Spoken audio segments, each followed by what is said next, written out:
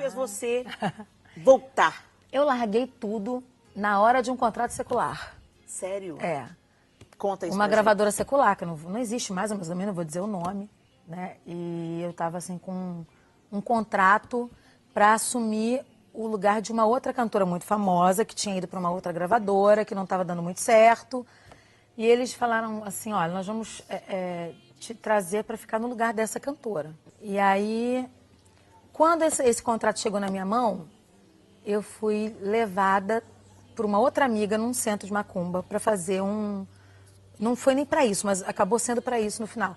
Para fazer um pacto com o diabo para poder dar certo o meu contrato. Mas você sabia que já ia? Não sabia de nada disso. Meu Deus. Eu fui buscar um livro, faltavam muitas aulas de manhã, porque como eu trabalhava a madrugada inteira em estúdio, eu tinha que recuperar matérias. Aí eu fui na casa dessa amiga recuperar a matéria. Cheguei lá, a irmã dela estava virada numa entidade.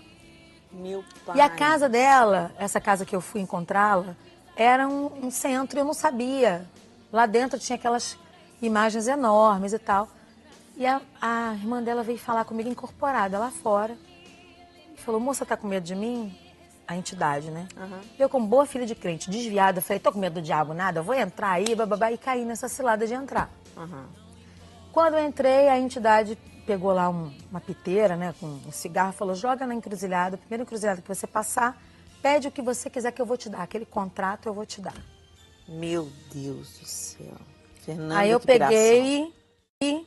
Que piração. Que piração, né? Eu parei de contar esse testemunho uns 10 anos. Assim que eu me converti, eu contava muito isso. Uhum.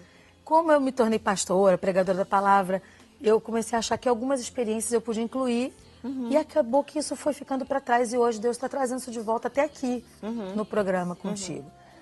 E aí eu peguei a piteira, quando eu ia fazer o que a entidade mandou, Deus me lembrou dos cultos de libertação lá na Igreja da Graça em Madureira. Uau. A minha avó expulsando demônio. Eu falei, ué, esse bicho cheio de marra comigo aqui, lá na igreja cai todo amarrado. Burra eu não sou. Não vou fazer pacto com quem é fraco. E devolvi a piteira. Foi o que eu pensei. Olha, mas aí o bicho ficou feio. Porque tava todo, né? Depois, bom, quando eu cheguei em casa, a minha avó tava de joelho. Que Deus tinha falado pra ela onde eu tava. Meu pai. Ai, Deus é lindo. Eu ainda peguei a minha avó orando assim, Jesus, tira minha filha de lá. Porque esse lugar emocional da minha avó comigo, né? Era de filha. E eu vivia um pouco também essa coisa de mãe com a minha avó. Por meus pais separados, eu vivia muito na casa da minha avó, das duas avós, né? Na minha mochila. Eu conto que eu morava na minha mochila nessa época. Então, eu peguei, cheguei em casa, minha avó estava, tira minha filha desse lugar, orando, orando, orando. A minha avó se esmou de fazer 3 dias de desafio, de jejum e oração por mim, nessa fase. E foram só 3 dias, Helena. Tem gente que jejua 15 anos, né? E eu fico pensando, meu Deus do céu, Deus respondeu a minha avó em 3 dias. Ou mulher que tem um joelho, tinha, né? Um joelho 00 lá no céu. Quando o Diogreso orava, Deus falava, atende logo essa mulher, porque eu não aguento mais essa mulher falando comigo o dia inteiro. E ela orou. Pois bem, onde é que acontece o hiato, né? A separação, onde acontece o divisor de águas. Quando a minha avó jejua 3 dias por mim, eu estava no auge da minha loucura. Eu tive um coma alcoólico, estava brabo pro meu lado. E aí, meu pai falou assim, vamos ver o Altos Louvores lá no Rio Sampa? Um grupo evangélico, bababá, bababá. Eu falei, pai, fala sério, né? Um grupo evangélico? Fiquei meio assim. Mas nessa época eu tive um arrebatamento. Antes do show, eu tive um arrebatamento. E quando eu acordei desse arrebatamento, que é uma história bem longa, eu vi anjos, demônios, aquela batalha toda. Eu levantei, peguei minha mochila e fui para casa do meu pai, que estava morando na casa da minha avó. Meu pai morava com a minha avó nessa época. Quando eu cheguei lá, que eu comecei a contar para minha avó o que estava acontecendo, para o meu pai o que estava acontecendo, a minha avó dizia lá dentro da casa assim, glória a Deus, aleluia, glória a Deus, aleluia. Era essa avó que estava orando por você ou ela? Essa avó que estava orando por mim. Uau. E eu comecei a dizer pro meu pai, eu saí do corpo, aí apareceu um anjo, aí apareceu um demônio. Eu falo muito com as mãos, esbaforida. Meu pai parou, olhou pra mim desviado, meu pai nessa época. Falou assim, tá bom, mas e agora? O que você vai fazer? Eu falei, eu vou buscar poder de Deus. Aí ele olhou pro telefone assim, o telefone fez assim pra mim, né? Vem. Eu peguei o telefone e comecei a ligar. Ó, fulana, eu não canto mais, você pode colocar fulana no meu lugar. Tinha os subs todos, né? E fui fazendo isso, ele falou... Isso tudo por causa da experiência que você teve de arrebatamento. Uau! Eu vi anjo, vi demônio, Deus Isso falou foi, comigo. isso foi resultado dos 3 dias de jejum da sua avó. Meu pai. Oh, glória a Deus. Tá assistindo aí, tá desanimadão com o que você tá vivenciando? Levanta. Vambora, põe o joelho no chão e jejua, gente. Jesus responde. Eu estava no auge da minha rebeldia. Eu fumava 2 maços de cigarro por dia, Helena. Com 16 anos, Fernanda? Com 16 anos eu comecei um pouco antes isso. Eu escondido dos meus pais. Eu lembro que a minha mãe achou um maço na minha bolsa uma vez. Aí escreveu assim na caixa do maço, que era um maço que tinha uma caixa. Assim. Escreveu assim, fofa, por amor, não fume. E fechou. Quando eu achei aquele bilhete, fiquei com tanta raiva.